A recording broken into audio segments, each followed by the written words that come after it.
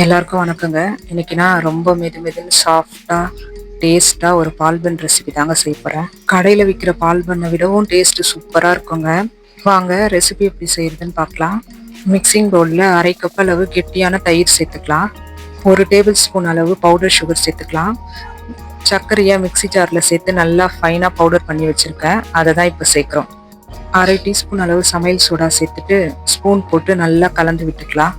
5 நிமிஷம் நல்லா கலந்து விட்டுக்கோங்க. சமையல் சோடாவும் தயிரும் சேர்ந்து நல்ல ஒரு பபிள்ஸாக ஃபார்ம் ஆகும். உங்களுக்கு கலக்கும் போது தெரியும்.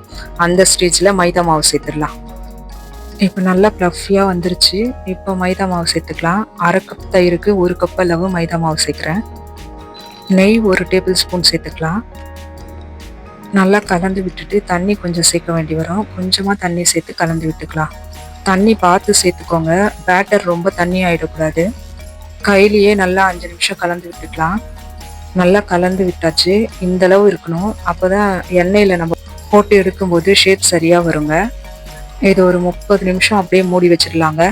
பாகு ரெடி பண்ணிக்கலாம். அரை கப் அளவு சர்க்கரை சேர்த்துட்டு அரை கப் தண்ணி சேர்த்து ஸ்டவ்வில் வச்சு நல்லா கொதிக்க விடலாம். வாசனைக்காக 2 ஏலக்காய் கூட சேர்த்துருக்கேன். சர்க்கரை நல்லா கொதிச்சு கம்பி பதம் வரும்போது 1/4 டீஸ்பூன் எலுமிச்சை பழம் சாறு சேர்த்துட்டு ஸ்டவ் ஆஃப் பண்ணிடலாங்க. ஒரு பாத்திரத்துல சர்க்கரை பாகு வடிகட்டி எடுத்து வச்சுக்கலாம். ஸ்டவ் பற்ற வச்சு ஒரு பாத்திரத்துல எண்ணெய் ஊற்றிட்டு எண்ணெய் ரொம்ப சூடாகிடக்கூடாது. பாதி அளவு எண்ணெய் சூடானதும் மாவு எடுத்து இது பாருங்க, இந்த மாதிரி போட்டுக்கணும்.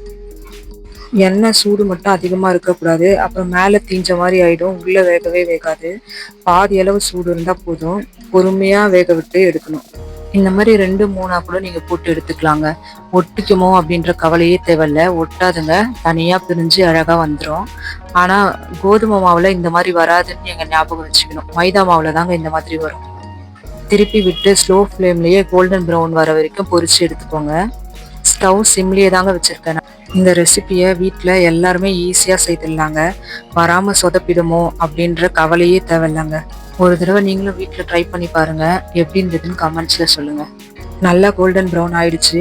இதை எடுத்து நம்ம செய்து வச்சுருக்க சுகர் சிரப்பில் டிப் பண்ணி எடுத்துட்டோம்னா பால் பன் ரெடிங்க.